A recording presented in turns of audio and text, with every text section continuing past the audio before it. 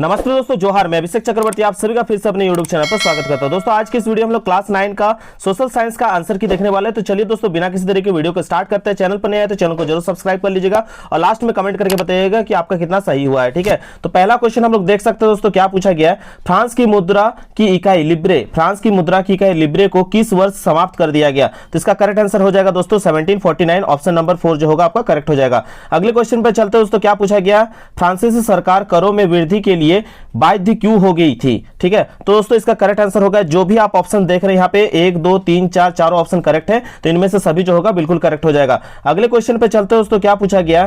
France की पूरी आबादी का लगभग 90% लोग कौन थे। तो इसका करेक्ट आंसर हो जाएगा दोस्तों किसान जो होगा बिल्कुल करेक्ट हो जाएगा। नंबर 4 में देख सकते हो दोस्तों, क्या पूछा गया। 1748 में the spirit of the law की रचना किसने की। तो यहां हो जाएगा करेक्ट आंसर मॉन्टेस्क्यू जो होगा बिल्कुल करेक्ट हो जाएगा। अगले क्वेश्चन पर चलते हैं दोस्तों, क्या पूछा गया। क्वेश्चन नंबर 5 में जब 1791 में फ्रांस की नेशनल असेंबली ने संविधान का प्रारूप तैयार कर लिया, तो इसका मुख्य उद्देश्य था क्या कि सम्राटों की शक्ति को क्या करना, सीमित करना। ठीक है, ऑप्शन नंबर 1 जो होगा बिल्कुल करेक्ट हो जाएगा। क्वेश्चन नंबर 6 में क्या पूछा गया दोस्तों, यहां पे देख सकते हैं फ्रांसीसी उपनिवेशों में कौन सी प्रथा का उन्मूलन जैकोबिन शासन के क्रांतिकारी सामाजिक सुधारों में से एक था। तो दोस्तों यहां पे आपका करेक्ट आंसर क्या हो जाएगा। क्वेश्चन नंबर 6 का जो होगा ऑप्शन नंबर 2 जो होगा दास प्रथा जो होगा यहां पे करेक्ट हो जाएगा। अगले क्वेश्चन पे चलते हैं दोस्तों, क्या पूछा गया। क्वेश्चन नंबर 7 पे देख सकते हैं निम्न में से कौन यूरोप में ऐसा राष्ट्र चाहते थे जिसमें सभी धर्मों को बराबर सम्मान और जगह मिले। तो दोस्तों यहां पे करेक्ट हो जाएगा आपका ऑप्शन नंबर 1 उदारवादी बिल्कुल करेक्ट है। ठीक है, क्वेश्चन नंबर 8 पे देख सकते हो दोस्तों, क्या पूछा गया। निम्न में से किसका विश्वास था कि खुद को पूंजीवादी शोषण से मुक्त कराने के लिए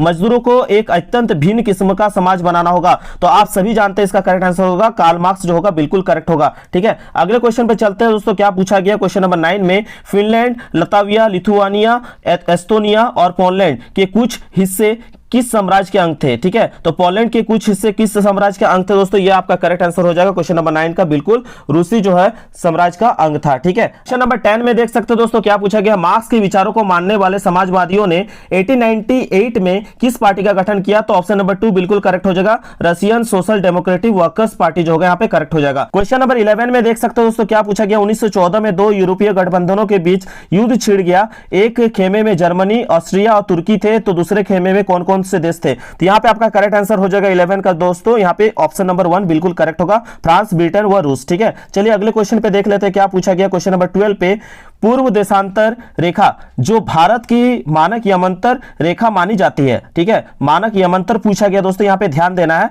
वह भारत के किस शहर से होकर गुजरती है। ठीक है, तो मानक यमंतर आप सभी जानते हैं भारत के किस शहर से या राज्य से होकर गुजरती है दोस्तों, उत्तर प्रदेश के मिर्जापुर से होकर। ठीक है, तो यहां पे आपका करेक्ट आंसर हो जाएगा ऑप्शन नंबर 1 बिल्कुल करेक्ट होगा। ठीक है, अगले क्वेश्चन पे चलते हैं दोस्तों, क्या पूछा गया है 13 पे कि पश्चिम में यूरोपीय देशों व एवं पूर्वी एशियाई देशों को कौन सा सागर मिलाती है। तो दोस्तों क्वेश्चन नंबर 13 का जो है करेक्ट आंसर हो जाएगा आपका ऑप्शन नंबर 3 हिंद महासागर। ठीक है, क्वेश्चन नंबर 14 में देख सकते हो दोस्तों, क्या पूछा गया। भारत की भूमि की सीमाएं उत्तर पश्चिम में किस देश के साथ जुड़ी है। तो दोस्तों यहाँ पे आपका करेक्ट आंसर हो जाएगा पाकिस्तान एवं अफगानिस्तान। आप सभी जानते हैं कि पश्चिम तरफ में जो है आपका कौन कौन सा पड़ोसी देश है, आपका पाकिस्तान और अफगानिस्तान। ठीक है, तो आपका उत्तर पश्चिम पूछा गया, तो यहाँ पे आपका पाकिस्तान और अफगानिस्तान जो होगा बिल्कुल करेक्ट हो जाएगा। ठीक है, क्वेश्चन नंबर 15 में देख सकते हो दोस्तों, क्या पूछा गया है। सतलज एवं सिंधु के बीच स्थित हिमालय के भाग को किस नाम से जाना जाता है। तो हिमाचल हिमालय के नाम से जाना जाता है। चलिए अगले क्वेश्चन पे चलते, क्या पूछा गया है।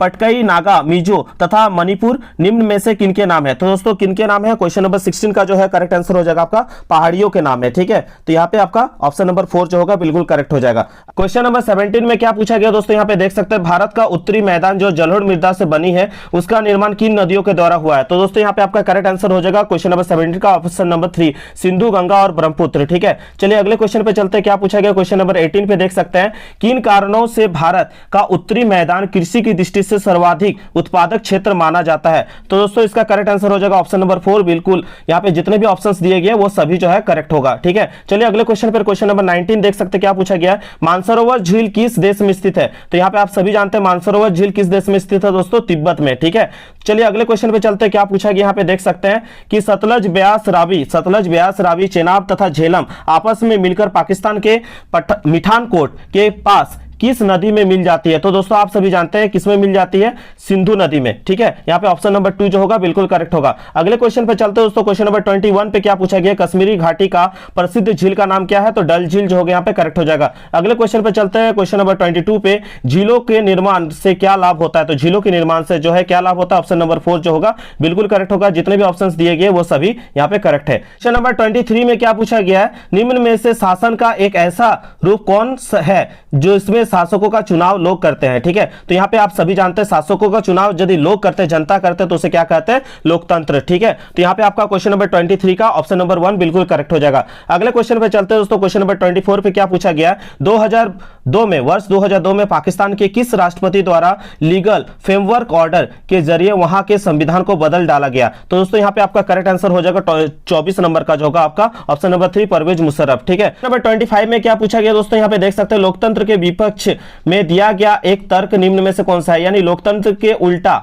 क्या बोला गया है इस ऑप्शन में से? ठीक है, तो यहां पे आप देख सकते हो दोस्तों, क्वेश्चन नंबर 25 में जो ऑप्शन नंबर 2 दिया गया बिल्कुल गलत है दोस्तों। इनमें से अनुत्तरदायी शासन, ठीक है, इसमें अनुत्तरदायी शासन नहीं पाया जाता है दोस्तों, बल्कि उत्तरदायी शासन व्यवस्था पाया जाता है। बाकी सभी ऑप्शन लोकतंत्र के पक्ष में बोला जा रहा है, खाली केवल किसको छोड़ के? ऑप्शन नंबर 2 को छोड़ के। तो यहाँ पे जो नहीं पाया जा रहा है या जो गलत तर्क दिया गया लोकतंत्र में वो पूछा गया, तो ऑप्शन नंबर 2 जो होगा यहाँ पे करेक्ट हो जाएगा। ठीक है, यहाँ पे नहीं पूछा गया था इसलिए। चलिए अगले क्वेश्चन को देख लेते हैं, क्या पूछा गया है, लोकतंत्र में किसी समस्या के समाधान में किसकी भूमिका अधिक महत्वपूर्ण होती है? तो यहां पे विपक्षी दल, मीडिया, सत्तारूढ़ दल सभी का जो है महत्वपूर्ण भूमिका होती है, तो इनमें से जो होगा सभी जो होगा करेक्ट हो जाएगा। अगले क्वेश्चन पे चलते हैं, क्या पूछा गया है, क्वेश्चन नंबर 27 पे देख सकते हैं कि आज की दुनिया में लोकतंत्र शासन व्यवस्था का सबसे आम रूप है। तो यहां पे आपका करेक्ट आंसर क्या हो जाएगा, सबसे आम रूप पूछा गया है। तो यहां पे आप सभी जानते हैं जहां लोकतंत्र का बात होता है वहां लोगों द्वारा चुने गए प्रतिनिधियों के माध्यम से शासन व्यवस्था जो चलता है वो करेक्ट होगा। ठीक है, ऑप्शन नंबर 1 जो होगा दोस्तों यहाँ पे करेक्ट होगा। ऑप्शन नंबर 2 देख सकते हैं, जनता द्वारा शासन एक स्थान पर जमा होकर शासन संबंधी निर्णय लेना, मताधिकार के अधिकार को लोगों से छीन लेना, ये जो ऑप्शंस दिए गए गलत है। ऑप्शन नंबर 1 ही जो है यहाँ पे करेक्ट आंसर होगा। ठीक है, बिल्कुल करेक्ट है। चलिए अगले क्वेश्चन को देख लेते हैं, क्या पूछा गया नेक्स्ट क्वेश्चन पे कि नेल्सन मंडेला को दक्षिणी अफ्रीका के सबसे भयावह जेल 28 वर्षों तक रहना पड़ा, वह जेल किस द्वीप में स्थित है? तो पूछा गया। ठीक है, तो आप सभी जानते हैं रोबिन द्वीप जो होगा ऑप्शन नंबर 4 बिल्कुल करेक्ट हो जाएगा। अगले क्वेश्चन पे चलते हैं दोस्तों, क्या पूछा गया यहाँ पे देख सकते हैं, क्वेश्चन नंबर 29 में दक्षिण अफ्रीका में रंगभेद के खिलाफ जब जनता के संघर्ष और विरोध बढ़ने लगा तो वहां की सरकार ने अपनी नीतियों में क्या बदलाव शुरू किया? तो यहाँ पे जो आप देख रहे हैं क्वेश्चन नंबर 29 का, यहाँ पे जितने भी ऑप्शंस दिए गए वो सभी जो है दोस्तों करेक्ट है, तो इनमें से सभी जो होगा करेक्ट हो जाएगा। नेक्स्ट क्वेश्चन पे चलते हैं दोस्तों, क्वेश्चन नंबर 13 में क्या पूछा गया, 30 पे लोकतांत्रिक शासन वाले देशों में किसका होना जरूरी माना जाता है? तो यहाँ पे आपका जो करेक्ट आंसर हो जाएगा 30 का आपका ऑप्शन नंबर 2 जो होगा बिल्कुल करेक्ट हो जाएगा। ठीक है, संविधान। चलिए अगले क्वेश्चन को देख लेते हैं दोस्तों, क्या पूछा गया 31 पे कि भारत देश ने किस आधार पर हुए बंटवारे की विभीषिका झेली है? तो यहाँ पे धर्म के आधार पर हुए बंटवारे की जो है विभीषिका को झेली है। हिंदू मुस्लिम धर्म के आधार पर जो बंटवारा हुआ था उसके जो है विभीषिका को झेला हुआ है भारत। ठीक है, चलिए अगले क्वेश्चन पे चलते, क्या पूछा गया संविधान प्रमुख रूप से क्या काम करता है? तो संविधान जो है प्रमुख रूप से क्या काम करता है दोस्तों? ऑप्शन नंबर 4, इनमें जो जितने भी दिए गए ऑप्शंस वो जो है सभी करेक्ट है। ठीक है, चलिए अगले क्वेश्चन पे चलते, क्या पूछा गया 32 के बाद यहाँ पे 33 पे देख सकते हैं, इकोनॉमिक्स से क्वेश्चंस पूछे गए, पालमपुर के निकटतम बड़े गांव का नाम क्या है? तो यहाँ पे आपका जो हो जाएगा दोस्तों यहाँ पे रायगंज जो होगा बिल्कुल करेक्ट हो जाएगा।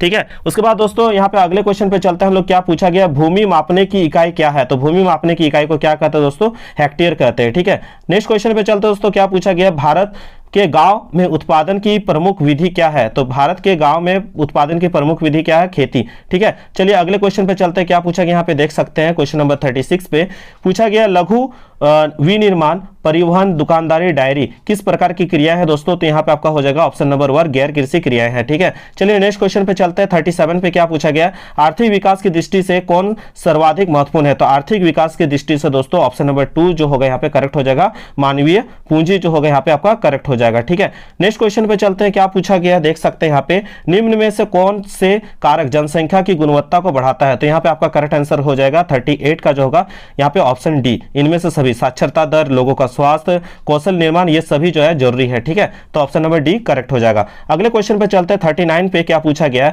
ऐतिहासिक और सांस्कृतिक कारणों से परिवार में महिलाओं और पुरुषों के बीच किनका किसका विभाजन हुआ रहता है? तो यहाँ पे जो होगा दोस्तों, यहाँ पे आपका श्रम विभाजन हुआ रहता है। ठीक है, सबको अलग अलग जो अपने जिस क्षमता के अनुसार उनको श्रम के आधार पे जो है बांटा गया है। ठीक है, चलिए अगले क्वेश्चन को देख लेते हैं क्या पूछा गया। आज के इस वीडियो का लास्ट क्वेश्चन, क्वेश्चन नंबर 40 पूछा गया, किस प्रकार की जनसंख्या अर्थव्यवस्था, किस प्रकार की जनसंख्या अर्थव्यवस्था पर बोझ होती है? तो जो निरक्षर होते हैं और जो अस्वस्थ होते हैं वो जो है अर्थव्यवस्था पर बोझ होती है। ऑप्शन नंबर 1 जो होगा बिल्कुल करेक्ट हो जाएगा। तो दोस्तों 40 में से आप सभी ने कितने आंसर्स करेक्ट किया नीचे कमेंट करके जरूर बताइएगा। अगर आप लोग क्लास 10 की तैयारी करना चाहते हैं तो नीचे कमेंट करके जरूर बताइएगा। तो आशा करते हैं दोस्तों आज का ये वीडियो आप सभी को पसंद आया। अगर पसंद आया तो बिल्कुल लाइक शेयर एंड कमेंट करना ना भूलें। तब तक के लिए दोस्तों धन्यवाद। जय हिंद, वंदे मातरम।